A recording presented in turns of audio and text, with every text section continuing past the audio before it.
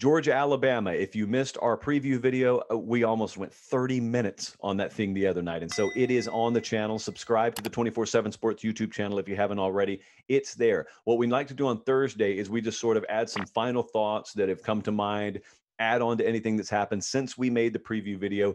And yeah, some stuff's happened since we made that preview video. So Nick Saban, positive COVID test. I don't know how this is going to work out.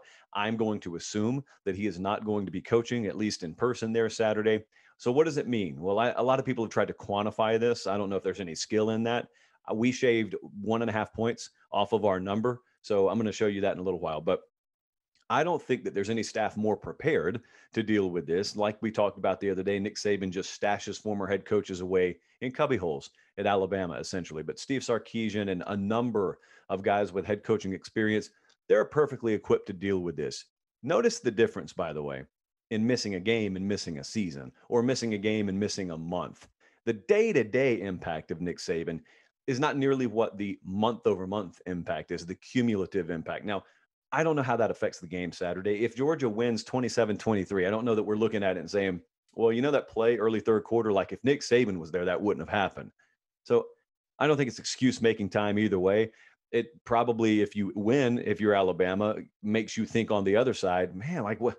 If we're Georgia, what do we need to have go right? Like this is the year this should have happened for us. So let's let the game play out before we go down all those narrative roads. But either way, players are going to have to step up here. It's players who are going to have to win the game anyway, but players really have to step up. I'll tell you, the best teams Nick Saban's had at Alabama, they all have the same thing in common. Ultimately, especially those 2015 and 16 units we talked about a lot this week for varying reasons, those teams coalesced and they matured and they came together to the point where the players essentially ran the team.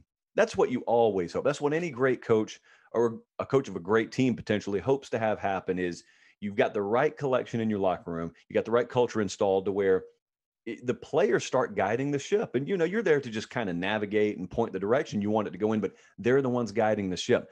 Well, listen, you never know what kind of unintended benefits could come from something like this, whether it be someone on your staff stepping up, whether it be someone or multiple someones in your locker room stepping up. Because what I've watched from Alabama so far this year, there really isn't a Jaron Reed or a Reuben Foster or Rolando McClain or an Ashawn Robinson, man, like just a true alpha type on that defense. They need them.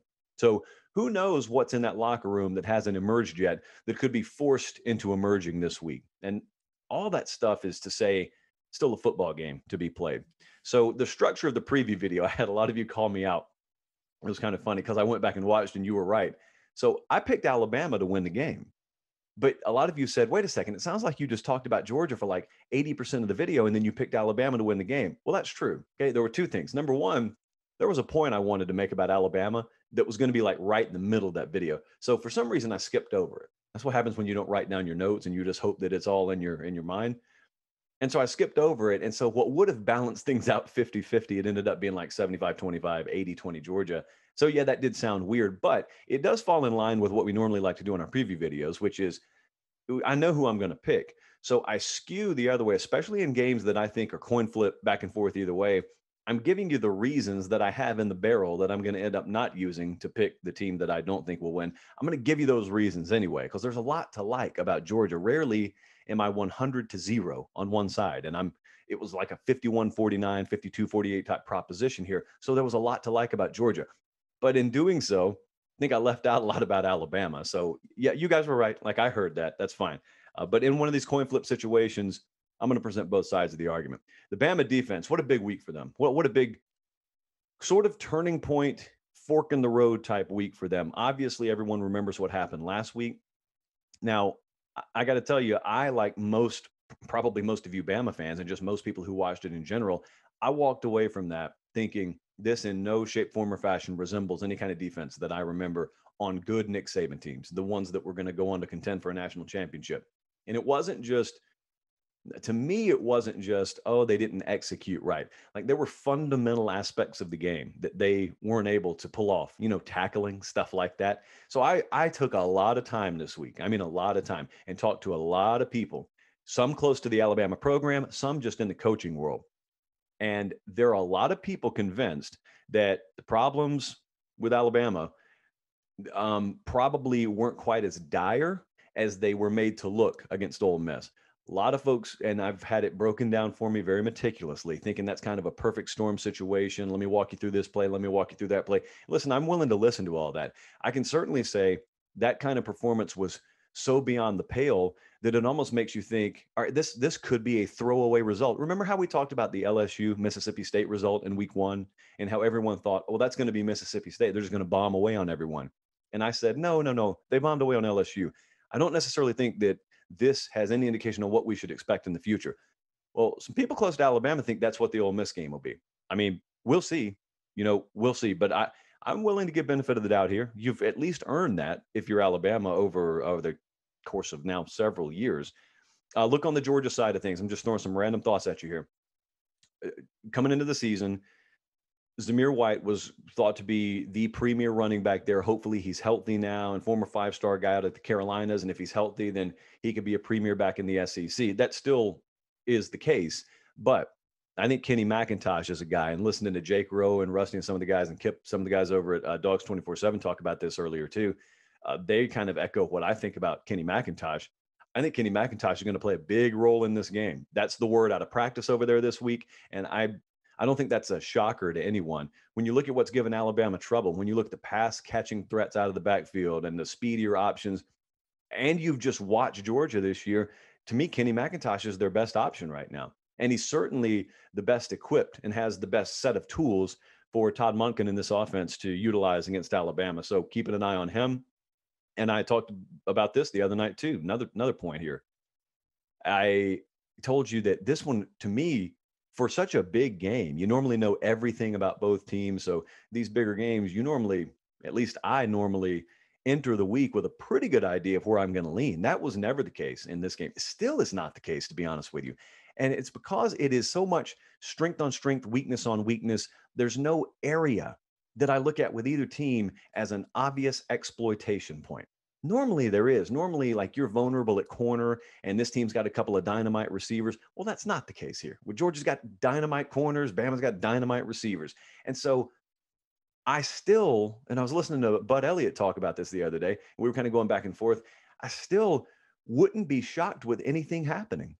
As much as I told you coin flip, man, I'm like 52-48, 51-49 either way. It wouldn't shock me to see either one of these teams win by double digits either, which leads me to this point. And this is kind of where my mind starts to go as you get towards game time. I always ask, and this question will especially be pertinent Saturday, what could happen, or maybe what's going to happen, that makes you just kick yourself after the game or maybe even during the game?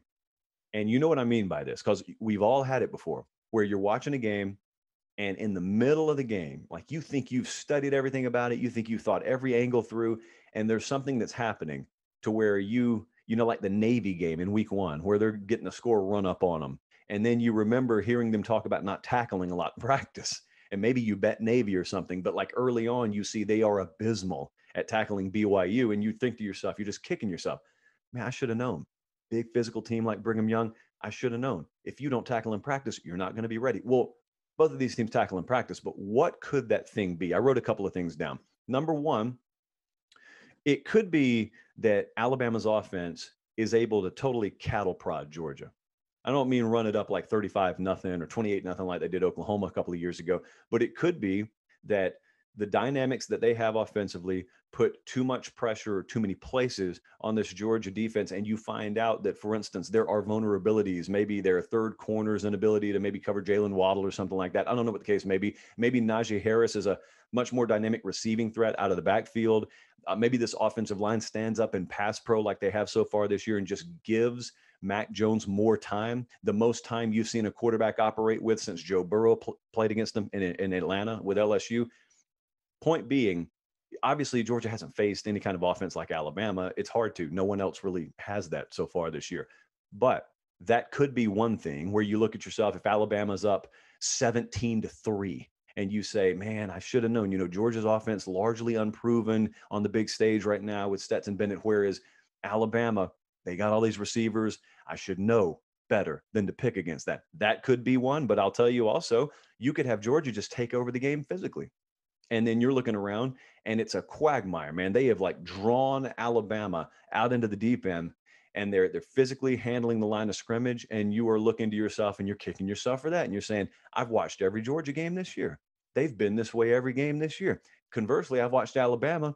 I've seemed a little bit unsure about them.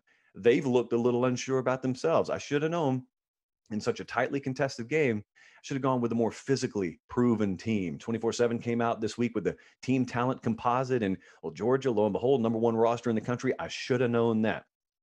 Or it could be Alabama's defense atones for last week, and you are playing the antithesis of the Ole Miss offense this week in the Georgia offense. It could be that you're kicking yourself saying, I should have known better than to think that Alabama's defense was going to struggle like that 2 weeks in a row. I should have known they were going to play with their hair on fire this week. I should have known, for instance, that Stetson Bennett, once he's finally asked to trade points with an elite team, that was a different thing that he hasn't been asked to do so far. So there's a lot of should have knowns there, and they're totally counterintuitive in some cases. What is the should have known going to be that we're talking about come Saturday night, late Saturday night? A lot of you asked, am I changing my pick because Nick Saban's out? No, I'm not doing that. So I still lean Alabama to win the game. We didn't have any strong opinion on the number. Certainly wouldn't bet this game, but I took Alabama to win the game.